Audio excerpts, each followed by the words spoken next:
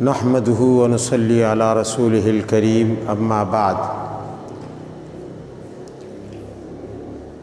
12 دسمبر 2021 کو آج کا یہ درس اعوذ باللہ من الشیطان الرجیم کی تفسیر کے حوالے سے 13واں درس ہے۔ اس سے پہلے آپ کے سامنے ایک سوال اٹھایا گیا تھا کہ اللہ نے شیطان کو کیوں پیدا کیا۔ اس کا جواب دے دیا گیا، بلکہ کئی جوابات دے دیے گئے اور شیطان کی پیدائش کی حکمت اور راز بیان کیے گئے کہ کیوں اللہ نے شیطان کو پیدا کیا اور شیطان کا پیدا کرنا کیوں ضروری تھا۔ آج ہم ایک اور سوال کا جواب دیں گے، اور وہ سوال بھی اعوذ باللہ من الشیطان الرجیم کے حوالے سے ہے، جو ذہنوں میں اٹھ سکتا ہے کہ آخر کیا وجہ ہے کہ اللہ تعالیٰ نے اعوذ باللہ من الشیطان الرجیم میں شیطان کا اپنا ذاتی نام چھوڑ کر لفظ شیطان اختیار کیا۔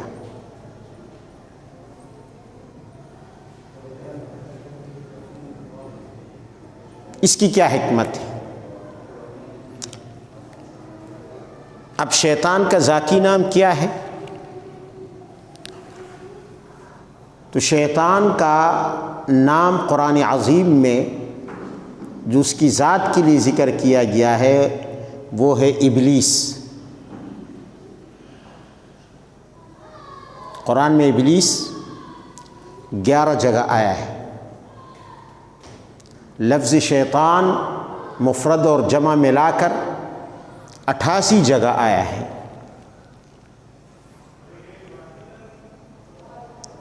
تو ابلیس جو شیطان کا ذاتی نام ہے اسے کیوں چھوڑ دیا گیا اور اس کی جگہ لفظ شیطان کیوں اختیار کیا گیا؟ جیسا کہ میں نے عرض کیا کہ ابلیس شیطان کا اپنا نام ہے۔ ابن عباس رضی اللہ تعالی عنہما کے قول کے مطابق ان کی ایک روایت ہے کہ ابلیس کا پرانا نام عزازیل تھا،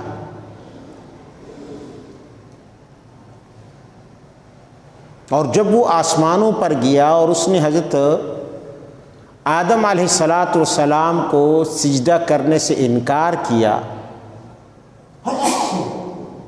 اللہ تعالیٰ نے اسے مردود قرار دیا، رجیم قرار دیا، تو اس کا نام ابلیس پڑا۔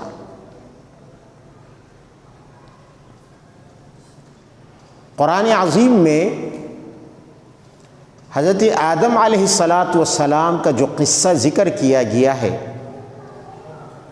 اس میں جب ہم غور کرتے ہیں تو کافی ساری جگہیں ایسی ہیں کہ جب اس قصے کو تفصیل کے ساتھ ذکر کیا گیا ہے، آدم اور ابلیس کے قصے کو، تو قصے کے آغاز میں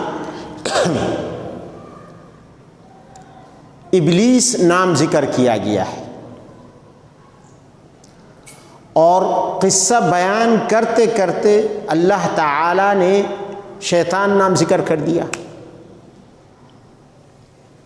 مثال کے طور پر سورہ بقرہ میں رب ذوالجلال نے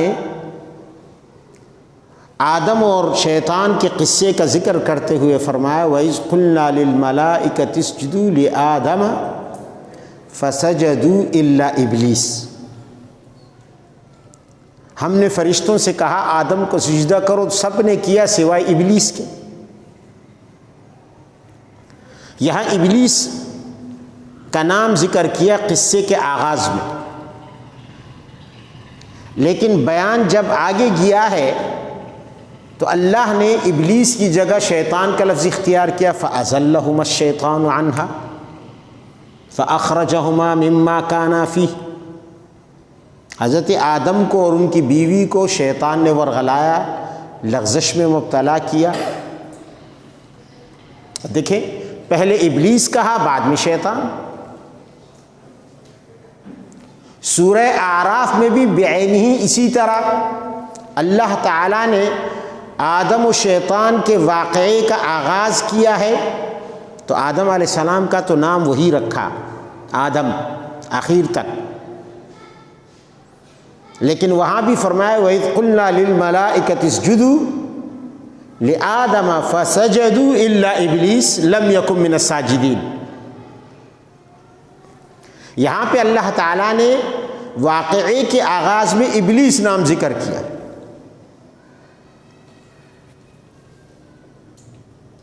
اور پھر یہ واقعہ جیسے جیسے آگے گیا ہے تو اللہ نے ابلیس کے بجائے شیطان نام ذکر کیا، فَوَسْوَسَ لَهُمَا الشَّيْطَانُ لِيُبْدِيَ لَهُمَا مَا وُورِيَ عَنْهُمَا مِنْ سَوْآتِهِمْ۔ حضرت آدم اور حضرت حوا کے دل میں شیطان نے وسوسہ ڈالا۔ یہاں ابلیس نہیں کہا۔ پھر سورہ طٰہٰ میں اللہ تعالیٰ نے آدم اور ابلیس کا واقعہ ذکر کیا، وہاں بھی اسی عنوان سے آغاز ابلیس کے ذکر سے ہے، وَإِذْ قُلْنَا لِلْمَلَائِكَةِ اسْجُدُوا لِآدَمَ فَسَجَدُوا إِلَّا إِبْلِيسَ أَبَى فَقُلْنَا يَا آدَمُ إِنَّ هَذَا عَدُوٌّ لَكَ وَلِزَوْجِكَ۔ تو قصے کے آغاز میں اللہ نے حضرت آدم علیہ السلام کے ساتھ لفظ ذکر کیا ہے شیطان کا نام ابلیس، جو ذاتی نام ہے۔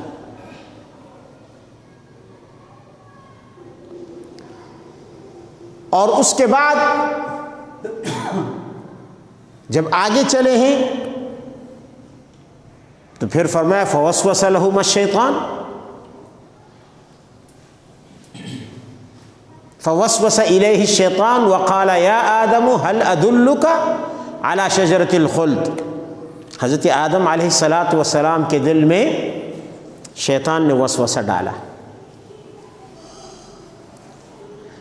تو واقعے کا آغاز ابلیس کے نام سے کیا ہے، بعد میں اللہ نے شیطان کا لفظ ذکر کیا۔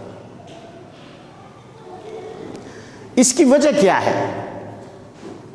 جب یہ وجہ سمجھ میں آ جائے گی تو اس سوال کا جواب مل جائے گا کہ اعوذ باللہ من الشیطان الرجیم میں ابلیس کا ذاتی نام کیوں نہیں ذکر کیا گیا؟ اعوذ باللہ من ابلیس، اعوذ باللہ من الشیطان کیوں کہا گیا؟ ابلیس کے تو کئی معنی ذکر کیے ہیں، ایسا شخص جو اللہ تعالیٰ کی رحمت سے مایوس ہو چکا ہو، جسے مایوس کر دیا گیا، یہ بھی ایک معنی کیا گیا ہے۔ اور شیطان کا معنی میں پہلے بتا چکا ہوں، اس کا معنی یہ ہے کہ اللہ تعالیٰ کی رحمت سے دور، اللہ سے دور، یا اس کا معنی یہ ہے کہ جلنے والا، چونکہ شیطان انسان سے حسد کرتا ہے، ابلیس کو حسد ہے تو وہ جلتا ہے۔ اس نے سجدے سے انکار کیا ابلیس کی حیثیت سے، کیونکہ اسے حسد ہوا۔ اسے کیا ہوا؟ حسد ہوا آدم علیہ السلام سے۔ حسد اس بات پر ہوا کہ زمین کا جو اقتدار اللہ نے ابلیس سے چھین لیا تھا وہ آدم کو دے دیا۔ کم از کم اس وقت ابلیس سمجھ گیا کہ آئندہ زمین کا اقتدار مجھے نہیں ملے گا، میری جگہ تخت پر، حکومت کے تخت پر، زمین کی حکومت پر آدم اور اس کی اولاد کو بٹھا دیا جائے گا۔ تو حسد شروع ہوا۔ اس حسد کی وجہ سے اس نے سجدے سے انکار کیا. لیکن حسد کے دو مرحلے ہیں. پہلا مرحلہ یہ ہے کہ کسی شخص کے دل میں کسی سے کینہ، بغض، حسد پیدا ہو جائے.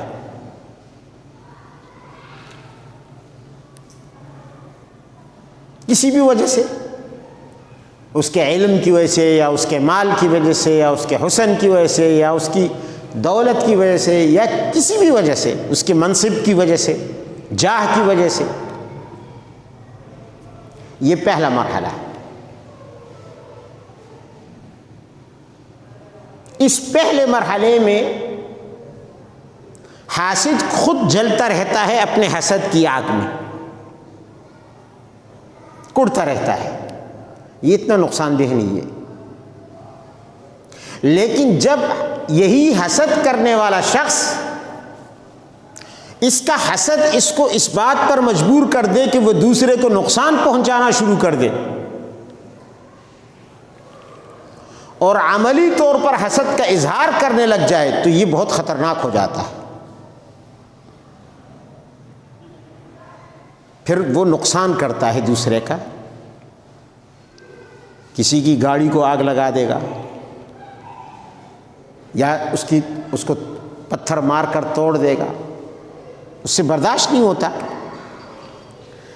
یا کسی کے گھر کو آگ لگا دے گا، یا کسی کے خلاف شکایت کر دے گا حکومت کو، ناجائز شکایت. الغرض طرح طرح کے نقصان سوچے گا، منصوبے بنائے گا، اسکیمیں بنائے گا کہ میں. اسی لیے سورہ فلق میں اللہ تعالیٰ نے وَمِن شَرِّ حَاسِدٍ اِذَا حَسَد فرمایا. اِذَا حَسَد صرف اتنے پر اکتفا نہیں کی کہ وَمِن شَرِّ حَاسِدٍ، میں پناہ مانگتا ہوں حسد کرنے والے کے شر سے، اتنا نہیں فرمایا. فرمایا اِذَا حَسَد، جب وہ باقاعدہ حسد کرنے پر اتر آئے، حسد کرنے لگ جائے، عملی اس کا مظاہرہ کرے، کسی کو آگ لگائے، کسی کو قتل کرے، کسی کی عزت پر داغ لگائے، دھبا لگائے، شرارت پر اتر آئے، تو اب اس کی آگ جو ہے جس میں وہ جل رہا تھا، اب وہ خود نہیں جل رہا، دوسروں کو بھی جلانے کی کوشش کر رہا ہے کہ صنم ہم تو ڈوبے ہیں، خود تو ڈوبے ہیں، تمہیں بھی لے ڈوبے. تو جب تک شیطان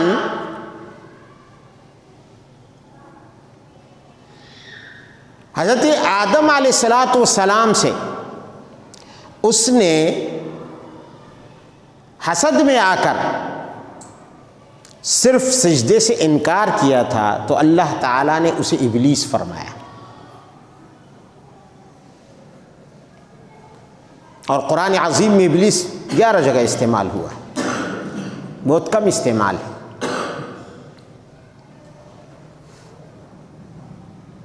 خطرناک وہ جب ہوا جب وہ اس حسد کی آگ میں جلتے جلتے حضرت آدم علیہ السلام کو نشانہ بنانے لگا،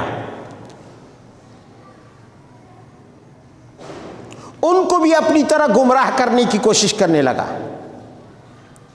ان کو بھی راہ ہدایت سے ہٹانے لگا کہ میں تو مردود ہو گیا، یہ کیوں بلند منصب پر رہے، یہ کیوں اسے کیوں عزت ملی رہے، یہ بھی تباہ ہو جائے، میں جو تباہ ہوا ہوں، میں جو مردود ہوا ہوں، یہ بھی اللہ کی نظر سے گر جائے.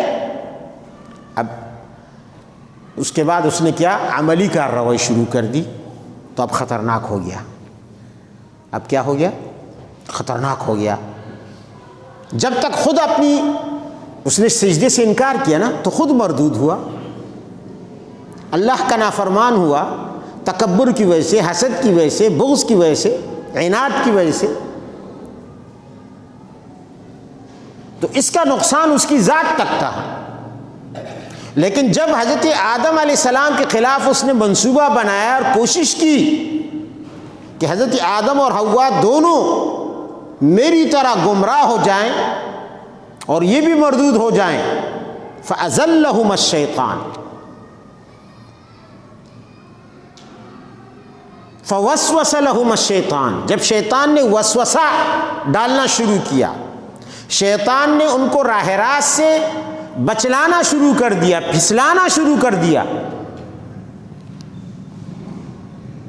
ورغلانا شروع کیا، تو اللہ نے شیطان کہا کہ اب یہ صرف ابلیس نہیں ہے بلکہ شیطان بھی بن گیا۔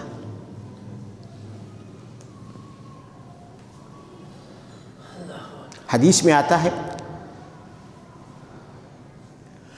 حضرت عبداللہ بن مسعود رضی اللہ تعالی عنہ فرماتے ہیں کہ نبی کریم صلی اللہ علیہ وسلم نے فرمایا ان للشیطان لمۃ وللملک لمۃ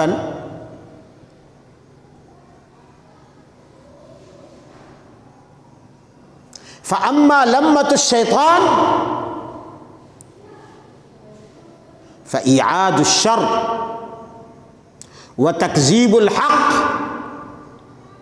وأما لمۃ الملک فإعاد بالخیر وتصدیق بالحق، فإعاد الخیر وتصدیق بالحق۔ نبی کریم صلی اللہ علیہ وسلم نے فرمایا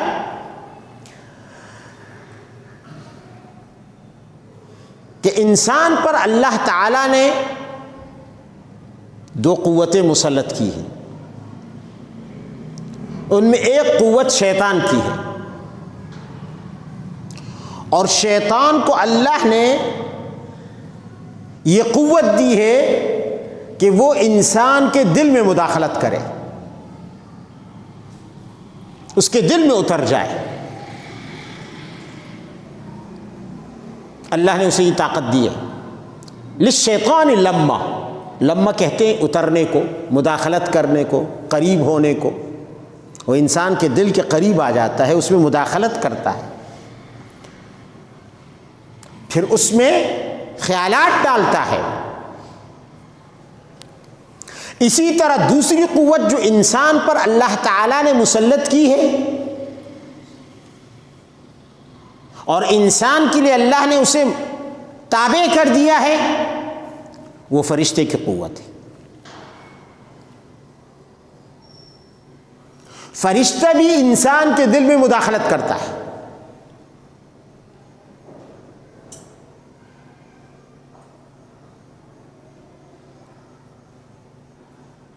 فرشتہ بھی انسان کے دل میں، دیکھیں انسان کے، حضرت حسن بصری رحمہ اللہ فرماتے ہیں کہ انسان کے دل کے دو دروازے ہیں، ایک دروازہ باہر کی طرف کھلتا ہے دل کا، اور ایک دروازہ اندر کی طرف کھلتا ہے۔ باہر کا جو دروازہ کھلتا ہے وہ انسان کے حواس کی طرف کھلتا ہے، آنکھوں کی طرف، کانوں کی طرف، انسان کے جو ظاہری اعضاء ہیں بدن کے، ان کی طرف کھلتا ہے۔ اور دل کا دوسرا دروازہ وہ اندر کی طرف کھلتا ہے، وہ وحی کی طرف کھلتا ہے، وہ الہام کی طرف کھلتا ہے۔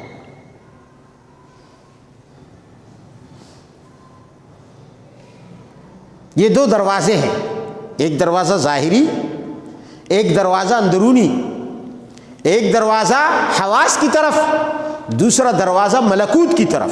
حضرت حسن بصری فرماتے ہیں ملکوت السماوات والارض، آسمانی وحی آسمان کی طرف، کہ وہاں سے جو وحی آتی ہے وہ فرشتہ اس دروازے سے آتا ہے، ایک دروازے سے شیطان، دوسرے دروازے سے فرشتہ۔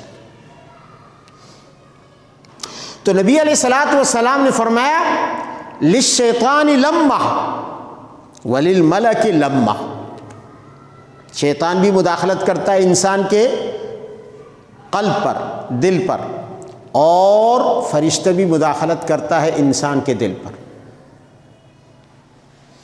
باقاعدہ دونوں اللہ تعالیٰ نے ان کی ڈیوٹی لگائی ہوئی ہے۔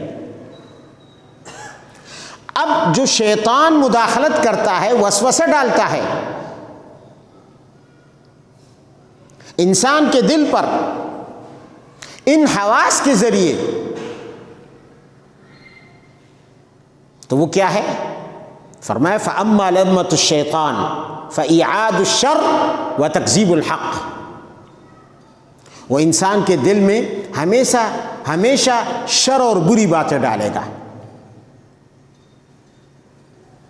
ہمیشہ کفر، فسق، گناہ، طرح طرح کے وسوسے، انسان کے دل میں شکوک، شبہات۔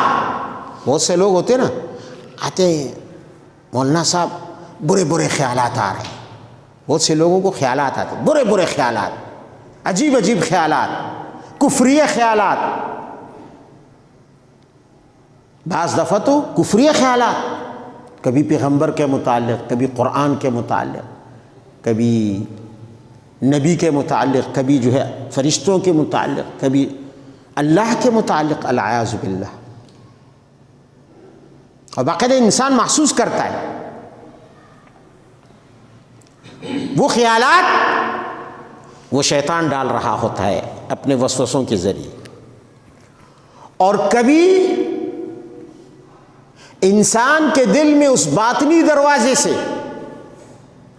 فرشتہ خیالات۔ اچھا، وَتَكْذِيبُ الْحَقِّ، فرمائے شیطان جو کارروائی کرتا ہے، ایک تو بری باتیں ڈالتا ہے، دوسرا حق کو جھٹلانے پر انسان کو آمادہ کرتا ہے، ترغیب دیتا رہتا ہے۔ کبھی بھی انسان کے سامنے جب اس توحید کی بات آتی ہے، جب پیغمبر کی بات آتی ہے، جب دین کی بات آتی ہے، جب حق کی بات آتی ہے، شیطان اسے نہیں چھوڑتا کہ وہ اسے قبول کر لے، ایسی رکاوٹیں ڈال دے گا دل کے اندر، ایسی رکاوٹیں کہ وہ حق سنتے ہوئے بھی اسے قبول کرنے پر تیار نہیں ہوگا۔ اچھا، بسا اوقات کبھی آدمی سمجھتا بھی ہے کہ یہ بات صحیح ہے، یار بات تو ٹھیک لگ رہی ہے، لیکن ماننے کے لیے پھر بھی تیار نہیں ہوتا۔ میں اس کی مثال دیتا ہوں، ابو طالب زندگی بھر نبی علیہ الصلوۃ والسلام کی حمایت میں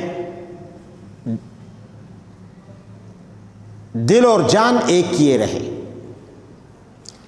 پوری قوم کے سامنے ڈٹ کر کھڑے ہو گئے نبی علیہ السلام کی حمایت کے لیے، پوری قوم کے سامنے پیغمبر کی دفاع کے لیے، رات دن پیغمبر کی باتیں سن رہے ہیں، متاثر بھی ہیں، ابو لہب کی طرح نہیں ہے کہ متاثر نہیں ہے، متاثر بھی ہے،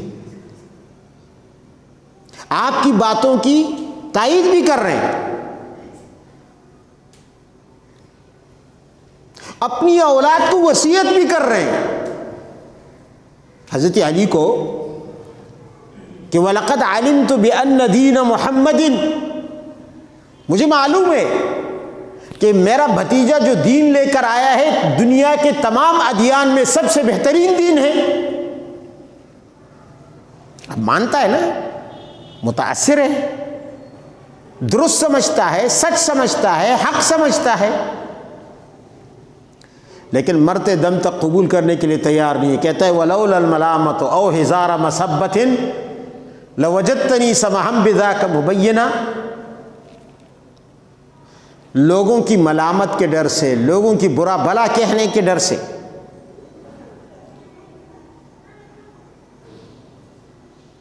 وہ قبول کرنے سے باز رہا، حالانکہ خود کہتا ہے کہ میں سب سے زیادہ اس کے لیے قربانی دینے والا ہوتا، لیکن جب مرتے وقت نبی علیہ السلام نے اس کے کان میں فرمایا کہ چچا جان میرے کان میں لا الہ الا اللہ کہہ دیں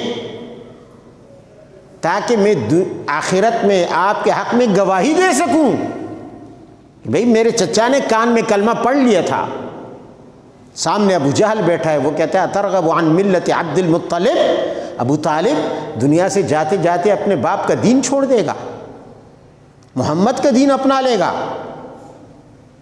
تو ابو طالب دنیا سے جاتے ہوئے آخری کلمہ کہتا ہے اخترت النار علی العار، میں جہنم کی آگ کو اپنے لیے پسند کرتا ہوں، لیکن دنیا کا طعنہ پسند نہیں کرتا کہ دنیا مجھے طعنہ دے، کہ دوزخ کی آگ سے کے ڈر سے ابو طالب نے کلمہ پڑھ لیا۔ یعنی یہاں شیطان کس طرح دنیا کے عار اور طعنے کو اس کے لیے رکاوٹ بنا گیا، حالانکہ وہ جانتا ہے یہ حق ہے، سچ ہے، معجزات دیکھ رہا ہے، نبی علیہ السلام کی زبان سے زیادہ، آپ کے الفاظ سے زیادہ، آپ کے بیان سے زیادہ، آپ کی تقریر سے زیادہ، آپ کے کردار سے زیادہ، آپ کی صورت سے زیادہ، آپ کی سیرت سے زیادہ، کس کی سیرت اور کس کا کردار اور کس کی کلمات اور کس کے الفاظ مؤثر ہو سکتے ہیں، جو تأثیر پیغمبر کی زبان میں ہے، وہ دنیا کے بڑے سے بڑے واعظ کی زبان میں نہیں ہے۔ سامنے والا جانتا بھی ہے کہ درست کہہ رہا ہے، غلط نہیں کہہ رہا، پھر بھی نہیں مان رہا، وہ تکذیب الحق، حق کو قبول کرنے سے روک دیتا ہے۔ یہ دراصل وہ شیطانی وسوسہ ہے جو دل پر حاوی ہو چکا ہے۔ فرمایا کہ جو فرشتہ ہوتا ہے وہ انسان کے دل میں کیا کرتا ہے؟ اعاد الخیر، وہ خیر کی باتیں ڈالتا ہے، خیر کی سوچیں ڈالتا ہے، اچھی اچھی باتیں ڈالے گا اس کے دل میں، اس کے دماغ میں، اس کے دل میں۔ وتصدیق الحق، حق کی تصدیق ڈالے گا۔ اب آپ دیکھیں ایک شخص پوری زندگی کفر میں اس طرح ملوث ہے، آلودہ ہے، گندا ہے، کبھی اس نے حق کی بات نہیں سنی، اچانک اس کا دل روشن ہو جائے گا، اس کی دل کی دنیا میں ایک انقلاب آ جائے گا، کایا پلٹ جائے گی۔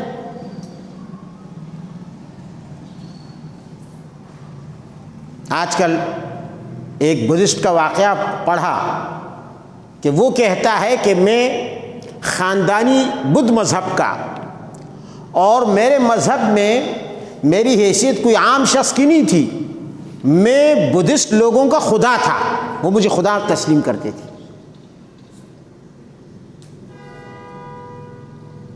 بڑے بڑے ارب پتی کروڑ پتی میرے قدموں میں آ کے گر کے مجھ سے دعائیں مانگتے تھے خدا سمجھ کر۔ خود کہتا ہے کہ ایک کروڑ پتی آیا، اس نے مجھے کہا کہ میرے پاس دنیا کی ہر نعمت ہے، بس میرے قدموں پر گر پڑا اور کہنے لگا کہ آپ مجھے اولاد دے دیں، آشیرواد دے دیں، مجھے اولاد دے دیں۔ اب ظاہر ہے جس شخص کو خدا سمجھا جا رہا ہو اس کی کیا کیفیت ہوگی؟ اب وہ تو اپنے آپ کو بہت کچھ سمجھتا ہوگا، اپنے سے اونچا کسی کو نہیں سمجھتا ہوگا۔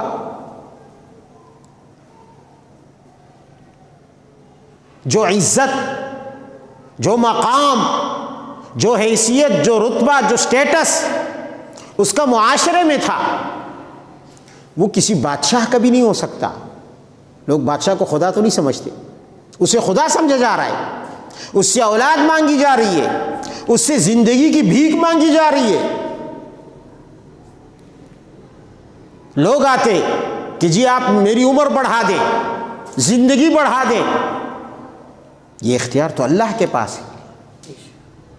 وہ کہتا ہے کہ میں اس حد تک اس مقام پر اپنی قوم میں فائز تھا، لوگ میرے بارے میں عقیدت رکھتے تھے کہ یہ خدا ہے، خدا کا اوتار نہیں، خود خدا ہے۔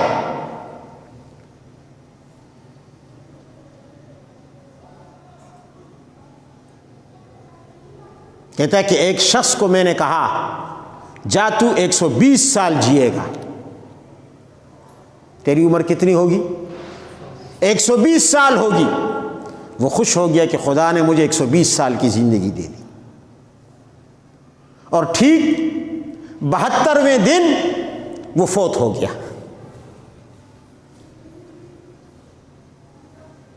اس کی موت آ گئی۔ اب اللہ تعالیٰ کس طرح دل کی دنیا میں انقلاب لاتا ہے؟ اب ظاہر ہے کہ وہاں یہ ڈیوٹی تو دونوں کی لگی ہوئی، شیطان کی بھی۔ اب تک شیطان کامیاب تھا، اب فرشتے کی کارروائی شروع ہو گئی، دونوں کی لڑائی ہے نا، میدانی جنگ ہے وہاں۔ ایک دم اسے جھٹکا لگا، یہ کیا ہو گیا؟ میں نے تو اسے 120 سال کی خوشخبری دی تھی، نوید سنائی تھی، اور یہ تو ٹھیک 72ویں دن مر گیا۔ پھر کہا کہ میری طرح ہندوؤں میں بھی ایک بندہ تھا جسے ہندو لوگ خدا سمجھتے تھے، راجیو گاندھی، اندرا گاندھی کا بیٹا اس کے پاس گیا اور اس نے کہا کہ جا تو ہمیشہ انڈیا کا وزیر اعظم رہے گا، اور تیری عمر جو ہے وہ بھی کوئی 100 سال سے اوپر اس نے بتا دی، اتنے 100 سال جیتے گا، اتنے سال تو جیتے گا۔ اور ٹھیک اس نے کہا کہ 30ویں یا 40ویں دن ایک عورت نے گلدستہ پیش کیا اور اس کے اندر بم تھا، وہ بھی اڑ گئی اور وہ بھی اڑ گیا، نہ وزیر اعظمی رہی نہ زندگی رہی۔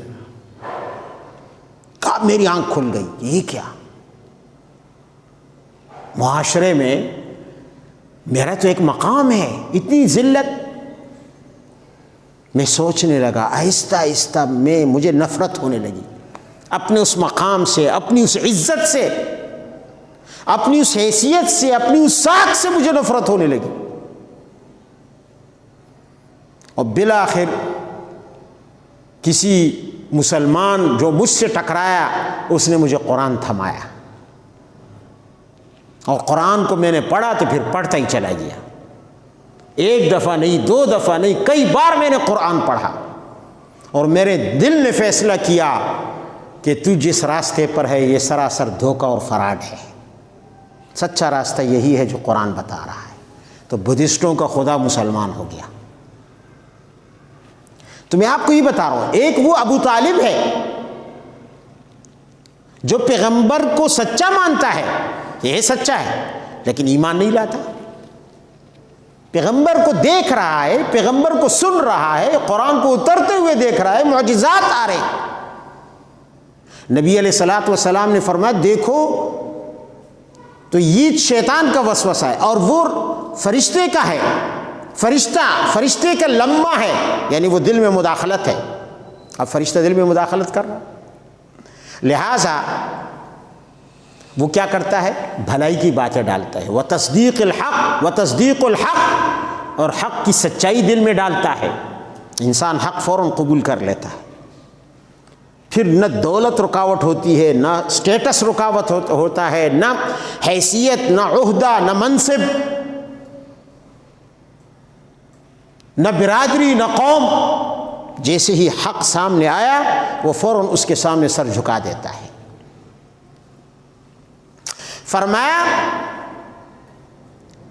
اگر شیطان کا وسوسہ محسوس ہو، فمن وجد ذالک، نہیں، اگر فرشتے کا وہ محسوس ہو، مداخلت محسوس ہو، انسان محسوس کر لے کہ فرشتے نے میرے دل میں کوئی بات ڈالی ہے، تو وہ سمجھ لے کہ یہ اللہ کی طرف سے ہے، وَلْيَحْمَدِ اللَّهَ، اور اس پر اللہ کا شکر ادا کرے۔ کبھی کبھی میں کسی آیت پر غور کرتا ہوں یا کسی حدیث پر، اور اتفاق سے اس بارے میں نے کسی تفسیر میں یا کسی حدیث میں یا شرح میں نہیں پڑھا ہوا ہوتا، اللہ تعالیٰ غیب سے کوئی نکتہ ڈال دیتا ہے، غیب سے، جو کسی کتاب میں نہیں ہوتا۔ پھر میں ٹھہر جاتا ہوں، دیکھتا ہوں، اسے چیک کرتا ہوں کہ کہیں یہ اہل سنت والجماعت کے موقف کے خلاف تو نہیں، کہیں ایسا تو نہیں شیطان مجھے دھوکہ دے رہا ہو، کہیں یہ قرآن و سنت کے خلاف تو نہیں۔ اگر ایسا ہوتا ہے تو میں رد کر دیتا ہوں، اور نہیں ہوتا تو میں اس پر اللہ کا شکر ادا کر لیتا ہوں، الحمدللہ کہ اللہ نے یہ نقطہ میرے ذہن میں ڈالا۔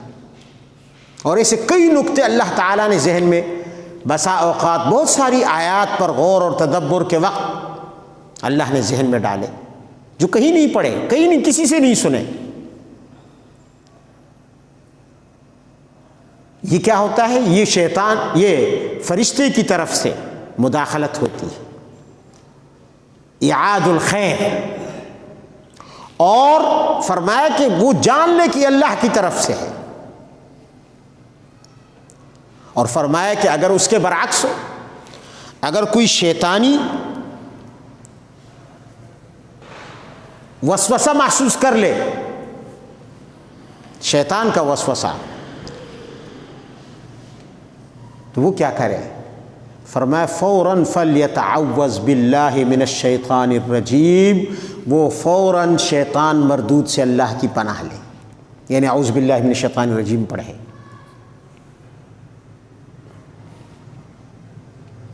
اس لیے کہ یہ شیطان کی کارستانی ہے۔ اللہ تعالی نے دو سبب پیدا کیے، جیسے اس حدیث سے معلوم ہوا کہ اللہ تعالی نے دو سبب پیدا کیے۔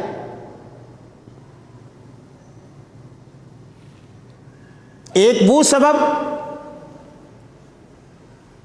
جسے ہم شیطان کہتے ہیں،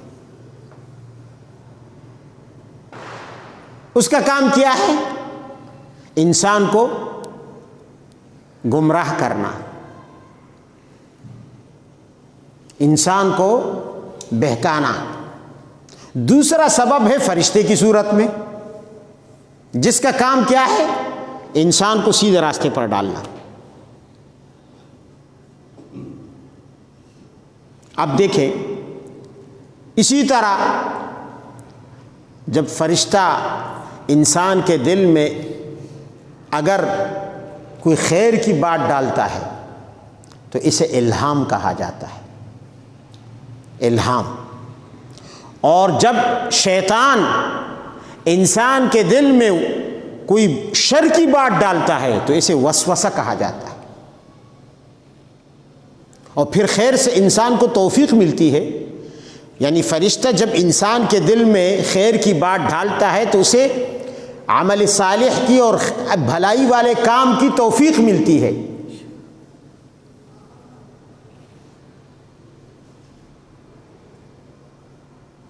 توفیق کیا ہے؟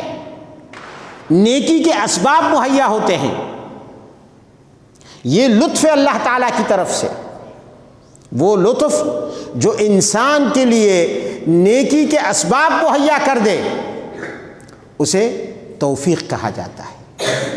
اور یہ فرشتے کی اس عمل جو اللہ تعالیٰ نے اس کے دل پر مسلط کیا ہے، مسخر کیا ہے انسان کے لیے، اور ڈیوٹی لگائی ہے کہ تم اس انسان کے ساتھ لگے رہو، کیونکہ حدیث میں آتا ہے کہ ہر انسان کے ساتھ دو ساتھی لگے ہوئے ہیں، قرین من الجن و قرین من الملائکہ۔ مستقل طور پر اللہ نے دو بندوں کو مسخر کیا، اپنی دو مخلوق کو مسخر کیا ہے انسان کے لیے، ایک جنات میں سے شیطان کو جو انسان کے ساتھ ہر وقت لگا رہتا ہے، اور ایک فرشتوں میں سے ایک فرشتے کو۔ تو جب فرشتہ الہام ڈالتا ہے تو انسان کو توفیق، انسان پر توفیق کا لطف اور عنایت ہوتی ہے، اللہ کی طرف سے مہربانی ہوتی ہے۔ اور جب شیطان انسان کے دل میں مداخلت کرتا ہے تو اس سے شر کے اسباب مہیا ہوتے ہیں، اور اسے وسوسہ، اغوا اور خذلان کہا جاتا ہے۔ جب شیطان وسوسہ کرتا ہے تو اسے کیا کہتے ہیں؟ اغوا۔ ہمارے یہاں تو اغوا کا مفہوم اور ہے نا، کسی کو بھگا کر لے جانا، لڑکی اغوا کر لی، بندے کو اغوا کر لیا، یعنی کسی کو زبردستی لے جانا ساتھ۔ یہاں اغوا کا معنی ہے گمراہ کرنا، خذلان، رسوا کرنا۔ اب دیکھیں، ایک طرف ہے وسوسہ جو شیطان کی طرف سے ہوگا، دوسری طرف ہے الہام۔ ایک طرف ہے شیطان، دوسری طرف ہے ملک، فرشتہ۔ ایک طرف ہے توفیق فرشتے کی طرف سے، اور ایک یعنی اللہ تعالیٰ کی طرف سے بواسطہ فرشتے کے، اور دوسری طرف ہے خذلان یعنی رسوائی، ضلالت، گمراہی۔ دیکھیں تمام چیزیں جوڑ ہیں، جوڑا ہے۔ اللہ نے فرمایا نا وَمِن كُلِّ شَيْءٍ خَلَقْنَا زَوْجَيْنِ، ہم نے ہر چیز کو جوڑا پیدا کیا ہے، ہر چیز کو جوڑا پیدا کیا ہے۔ کائنات میں طاق صرف اللہ کی ذات ہے، حقیقی طاق۔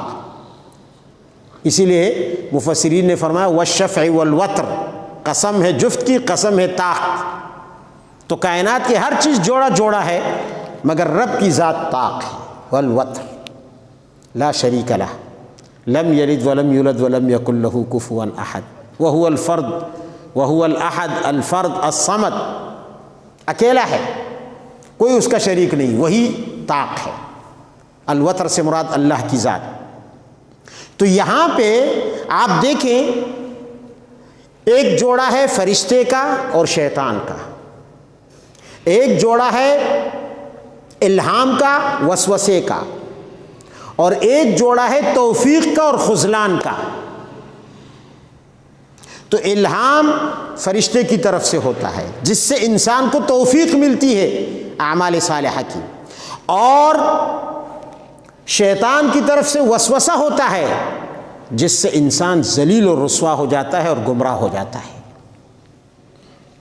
گویا آپ یوں سمجھ لیں، اس کو ایک مثال سے سمجھانا چاہتا ہوں کہ انسان کا دل، اس کی مثال ہے لوہے کے ٹکڑے کی، اور یہ جو فرشتہ اور یہ جو شیطان ہیں ان کی مثال ہے مقناطیس کی۔ اب فرشتہ اس دل کو اپنی طرف کھینچتا ہے اور شیطان اپنی طرف کھینچتا ہے، دل بیچ میں ہے۔ ایک لوہے کو آپ بیچ میں رکھ دیں، دونوں مقناطیس اپنی طرف کھینچتے وقت زور لگائیں گے کہ یہ ہماری طرف آ جائے، جس کا غلبہ ہو گیا۔ حدیث میں آتا ہے نبی علیہ الصلوۃ والسلام نے فرمایا ان قلوب بنی آدم بین اصبعی الرحمن، بنی آدم کے دل اللہ کے دو انگلیوں کے بیچ میں ہیں۔ یہ انگلیاں ہیں، آپ ان سے جس چیز کو آپ پلٹا سکتے، کبھی یوں کبھی یوں، کبھی آگے کبھی پیچھے۔ اسی طرح اللہ تعالی نے یہ دو مخلوق انسان پر مسلط کر دی، ایک فرشتہ اور مسخر کر دی، اور اس کی ڈیوٹی لگا دی کہ اس انسان کی مدد کرو، اور ایک شیطان جس کی ڈیوٹی یہ ہے کہ اس انسان کو گمراہ کرنے کی کوشش کرو۔ تو انسان اللہ تعالیٰ کی دو انگلیوں کے درمیان اس کا دل الٹتا پلٹتا رہتا ہے۔ اب وہ کس مقناطیس کی طرف کھنچ کر جاتا ہے؟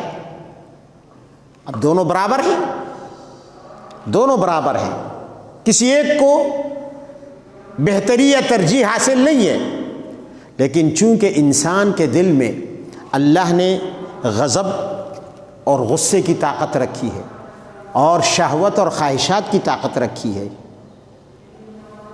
تو اس غضب اور شہوت کی قوت سے شیطان اس کو اپنی طرف کھینچنے کی کوشش کرتا ہے۔ اب ایک انسان شیطان کے ان دونوں جالوں میں آ گیا اور غضب اور شہوت سے مغلوب ہو گیا، تو گیا اس طرف جس طرف شیطان ہے، اور اگر اس نے مجاہدہ کیا، غضب کو اور شہوت کو اور خواہش کو اپنے اوپر غالب نہیں آنے دیا،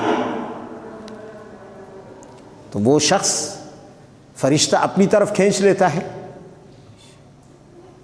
اب یہ انسان کے لیے ایک کشمکش کا میدان ہے، اور اللہ تعالیٰ نے اس کے لیے یہ ایک آزمائش رکھی کہ وہ اپنے غصے اور شہوت اور خواہش سے مقابلہ کر سکتا ہے اور شیطان کو شکست دے سکتا ہے، کہ فرشتے کی طرف کھنچ کر چلا جائے اس کی، اور اس کا الہام قبول کر لے، یا پھر یہ انسان اتنا کمزور ہے کہ اپنے غصے سے بھی مغلوب ہو گیا، اپنی شہوت اور خواہش سے بھی مغلوب ہو گیا اور شیطان کے نرغے میں پھنس گیا۔ تو نبی علیہ الصلوۃ والسلام نے فرمایا کہ جو شخص یہ محسوس کرے کہ اس کے دل میں خیال کیسا آیا، اچھا خیال آیا، برا خیال آیا، فرمایا علماء نے کہ خوش قسمت انسان وہ ہے، حسن بصری فرماتے ہیں کہ جب ایسے شخص کے دل میں کوئی خیال آئے تو وہ رک جائے، اگر وہ سمجھ لے کہ یہ خیال اچھا ہے، اللہ تعالیٰ کی طرف سے ہے، تو اس پر عمل کرے۔ لیکن اگر وہ سمجھ جائے کہ یہ شیطان کا وسوسہ ہے تو اس خیال کو جھٹک دے، اس کی طرف توجہ نہ دے۔ یہ جو فرشتے کا الہام ہے، یہاں ایک بات کی وضاحت میں کر دوں آپ حضرات کو، اگر فرشتہ کسی کے دل میں اچھی بات ڈالتا ہے تو یہ الہام شریعت کے احکام میں معتبر نہیں ہے، یہ صرف پیغمبر کا الہام ہے جو شریعت کے احکام میں معتبر ہوتا ہے، کیونکہ پیغمبر کے دل میں یہ تمیز کی صلاحیت ہے کہ وہ صحیح اور غلط کو وسوسہ اور الہام میں تمیز کر سکے۔ باقی کسی کے دل میں یہ صلاحیت ہوگی یا نہیں ہوگی، یقینی نہیں ہے۔ بعض دفعہ لوگ کہتے ہیں نا کہ جی ہمیں خواب میں بزرگ آئے اور ہمیں کہا جی اپنے بیٹے کو ذبح کر دو، اس لیے ہم نے بیٹے کو ذبح کر دیا۔ اس طرح بھی ہوتے لوگ۔ جی ہمیں خواب میں فلاں بزرگ آئے، فلاں مزار پر چڑھاوا دے دو۔ تو یہ بات یاد رکھنی چاہیے کہ الہام کا تعلق احکام شریعت سے نہیں ہے، عام انسانوں کے الہام کا۔ ہاں اس کا اعتبار کہاں ہے؟ وسوسہ شیطانی کو پہچاننے میں، کہ انسان شیطانی وسوسوں کو پہچان لے، شیطان کے تصرفات کو سمجھ لے، اور دل میں اگر نیکی کی بات آ جائے اور وہ شریعت سے نہ ٹکراتی ہو تو پھر اس کی طرف توجہ دے اور اس پر اللہ تعالیٰ کا شکر ادا کرے۔ لیکن اگر کوئی ایسا خیال، ایسی چیز آ گئی جو شریعت کے حکم سے ٹکراتی ہو، وہ قطعاً الہام نہیں ہو سکتا، وہ وسوسہ شیطانی ہوگا۔ اسی لیے فرمایا جس کی کمائی حلال نہیں ہوتی، علماء کہتے ہیں جس کی کمائی حلال نہیں ہوتی، حرام کمائی ہوتی ہے، اس کے اندر یہ صلاحیت نہیں ہوتی کہ وہ وسوسہ، شیطانی وسوسہ اور فرشتے کے الہام میں فرق کر سکے، یہ صلاحیت نہیں ہوتی۔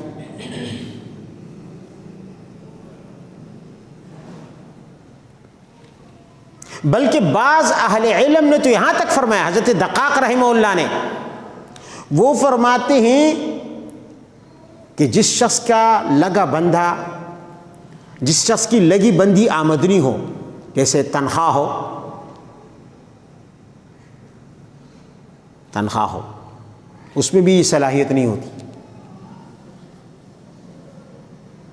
لیکن جس کی لگی بندنی آمدنی نہ ہو اس میں یہ صلاحیت ہو سکتی ہے۔ کیوں؟ لگی بندی تنخواہ والے میں، لگی بندی آمدنی والے میں، اور جس شخص کی لگی بندی آمدنی نہ ہو، اس میں کیا فرق ہے؟ وہ کیوں تمیز کر سکتا ہے، یہ کیوں نہیں تمیز کر سکتا لگی بندی آمدنی والا؟ اس لیے کہ اس کا اللہ پر توکل نہیں ہے۔ جس کی لگی بندی آمدنی ہے، 12,000 روپیہ تنخواہ ہے، اسے معلوم ہے بھئی مجھے مہینے کے آخر میں 12,000 ملنے والے، ہمارے غلام اکبر بھائی کی طرح، تو معلوم ہے اسے مجھے یہ تنخواہ ملے گی، ہر صورت میں ملے گی۔ ایک شخص تجارت کرتا ہے، کیا کرتا ہے؟ تجارت میں نفع بھی ہو سکتا ہے، نقصان بھی ہو سکتا ہے نہیں ہو سکتا، لیکن پھر بھی وہ اس تجارت کے سمندر میں کودتا ہے، پار جانے کا بھی احتمال ہے، ڈوبنے کا بھی اندیشہ ہے، پھر بھی وہ کودتا ہے، تو اس کا مطلب ہے کہ اسے اللہ پر بھروسہ ہے، اللہ پر توکل اور اعتماد کیا، اور اعتماد کر کے وہ تجارت کے سمندر میں کود پڑا۔ اب ہو سکتا ہے کہ وہ کما لے، ہو سکتا ہے کہ بالکل نہ کمائے، ہو سکتا ہے تھوڑا سا کما لے، ہو سکتا ہے لاس کر جائے، نقصان کر جائے، پھر بھی اس نے اعتماد کیا اپنے رب پر۔ تو تاجر، اسی لیے تو تجارت عمدہ ہے نا نوکری سے۔ ہمارے مسلمانوں میں آج کل مزاج تو نوکری کا بن گیا، بس نوکری کرو، سرکاری نوکری ڈھونڈو۔ نوکری کیا چیز ہے؟ یہ تو انسان کو غلام بنا دیتی ہے۔ باس کا حکم ماننا ہوگا، چاہے جائز ہو ناجائز ہو۔ وہ کہے نمازیں بعد میں پڑھتے رہنا، میرے کام کی دوران نماز نہیں پڑھنا، مجبوراً چھوڑنی پڑے گی، یا تو نوکری چھوڑنی پڑے گی، یا وہ کہہ دے بھئی داڑھی ہٹا دو، مجھے تمہارے داڑھی والا یہ چہرہ پسند نہیں ہے، ہٹانی پڑے گی۔ باس کا حکم ہے بھائی، باس اس طرح مطالبے کرتے نہیں کرتے، اپنی مرضی چلاتے نہیں چلاتے۔ نوکری کیا ہے؟ نوکری تو غلامی ہے۔ ذہناً ہم غلام قوم بن چکے، اس لیے جب بھی ہمارا نوجوان میٹرک کرتا ہے تو اسی نیت سے کرتا ہے کہ میں کسی اچھی جگہ نوکری کروں گا، ایم اے کرتا ہے تو اسی نیت سے کہ مجھے اچھی کوئی نوکری ملے گی، میں نوکر بننا فخر کی بات ہے، بادشاہ بننا فخر کی بات ہے؟ آزادی، اسلام آزادی دیتا ہے، ہم غلام بننے کے لیے کی طرف جا رہے ہیں کہ نہیں جی ہمیں غلامی پسند ہے۔ اس غلامی نے ایک نقصان یہ کیا کہ ہم سے توکل کی صفت چھین۔ کیا چھین لی؟ جہاں اور بہت ساری چیزیں چھین لی، وہاں توکل کی صفت چھین لی، جو اس وقت میرا موضوع ہے۔ اس لیے حضرت دقاق فرماتے ہیں جس کی لگی بندی آمدنی ہو اس کے اندر توکل نہیں ہوتا، اور جس کی لگی بندی آمدنی نہ ہو اس کے اندر توکل ہوتا ہے۔ اور جس کے اندر توکل کی صفت ہو، اللہ پر اعتماد کی صفت ہو، بھروسے کی صفت ہو، پھر اس کے اندر یہ صلاحیت ہوتی ہے کہ وہ شیطانی وسوسہ اور الہام فرشتے کے الہام میں فرق کر سکے۔ کہو سبحان اللہ۔ بات سمجھ؟ ہمارے نبی تاجر تھے۔ نبی علیہ الصلاۃ والسلام کیا تھے؟ یا غازی تھے یا تاجر تھے، یا تلوار کے زور پر اپنا رزق کماتے تھے مال غنیمت کی صورت میں، اور یا تجارت کر کے رزق کماتے تھے، کیونکہ وہاں بھی توکل ہے اللہ پر۔ جہاد میں جب آدمی نکلتا ہے تو واپس آنے کا بھی چانس ہوتا ہے اور شہید ہونے کا بھی چانس ہوتا ہے، توکل ہے۔ کچھ پانے کا بھی چانس ہوتا ہے، کچھ کھونے کا بھی، کچھ نہیں، سب کچھ کھونے کا چانس ہوتا ہے۔ دونوں کام ہو سکتے ہیں، خود آدمی قیدی بن جائے یا دوسروں کو قیدی بنا لے، خود آدمی زخمی ہو جائے یا دوسروں کو زخمی کر دے، خود قتل ہو جائے یا دوسروں کو قتل کر دے، دوسروں کا مال ہاتھ آ جائے یا اپنا ہی مال ہاتھ سے چلا جائے۔ تو جس طرح تجارت میں 50-50 چانس ہوتا ہے، تو اس طرح جہاد میں بھی 50-50 چانس ہوتا ہے۔ تو اللہ کے نبی نے یا جہاد کر کے اپنا رزق کمایا، حدیث میں ہے، میں اپنی طرف سے نہیں کہہ رہا، فرمایا وَجَعَلَ رِزْقِي تَحْتَ ظِلِّ رُمْحِي، اللہ نے میرا رزق میرے ہتھیار کے نیچے رکھا ہے، میں بزور بازو کماتا ہوں، مانگ مانگ کر نہیں، بھیک مانگ کر نہیں، بزور بازو چھین کر، جیسے بدر میں چھینا۔ ابو سفیان رضی اللہ عنہ جو مسلمان نہیں ہوئے تھے اس وقت، ان کے قافلے سے مال غنیمت زبردستی چھین کر اپنی ملکیت و تصرف میں لایا۔ وَجَعَلَ رِزْقِي تَحْتَ ظِلِّ رُمْحِي، صحابہ کرام کو عطا ہوا، نبی علیہ السلام کو عطا ہوا۔ سمجھ میں آئی بات؟ ہاں، انما الانفال یسألونک عن الانفال قل الانفال للہ والرسول، یہ مال غنیمت کے بارے میں پوچھتے ہیں، مال غنیمت تو ہے ہی اللہ اور اس کے پیغمبر کا، جو ہتھیار کے زور پر چھینا گیا ہے، یہی تو میرے نبی کا رزق ہے۔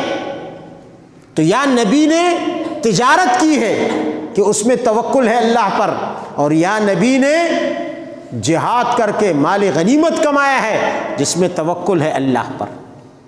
تو اس کا مطلب یہ ہے کہ رزق اس طرح کمانا چاہیے کہ جس طرح کہ جس راستے میں توکل ہو، جس میں اللہ پر اعتماد ہو، بھلے نقصان ہو جائے۔ گرتے ہیں شاہ سوار ہی میدان میں، آخر آج تک ڈوبنے والوں کی وجہ سے کسی نے سمندر کا سفر نہیں چھوڑا ہے، پھر بھی انسان جاتے ہیں، ڈوبتے بھی رہتے ہیں، پھر بھی سمندر کا سفر نہیں چھوڑا۔ تو اسی طرح شریعت ہمیں بتاتی ہے۔ تو علماء فرماتے ہیں کہ جس کے اندر توکل کی صفت ہوگی اس کو اللہ تعالیٰ اس توکل کے بدلے میں یہ صلاحیت اور ٹیلنٹ اور استعداد عطا کر دیتا ہے کہ وہ فرشتے کے الہام اور شیطان کے وسوسے میں فرق اور تمیز کر سکتا ہے۔ تو اللہ کے نبی نے فرمایا، دیکھو